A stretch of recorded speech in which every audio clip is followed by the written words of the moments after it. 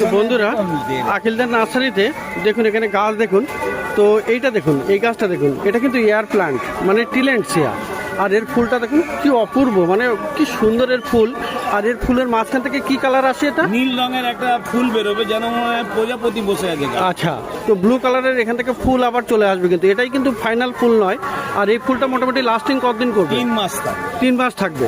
তো air plant, আর এটা কিন্তু এয়ার পিউরিফাইও করে। তো এটা কি ইনডোরে রাখবো, মানে ব্যালকনিতে রাখলে ভালো হবে না? একদম না, ব্যালকনি বা ইনডোরে রাখা যায়। আচ্ছা, আউটডোরে রোদে নষ্ট হয়ে যাবে। আচ্ছা, রোদে নষ্ট হয়ে যাবে। তো দেখলেন টিলেন্সিয়া। আর এখানে কিন্তু আর একটা গাছ আছে, ফুলটা কিন্তু অনেকটা একই রকম। দেখুন এখানে তো একই রকম ফুল, এটা দুটো দেখুন, ফুলটা কিন্তু একই রকম, কিন্তু এটা কিন্তু ব্রোমেলিয়াড ভ্যারাইটি আছে।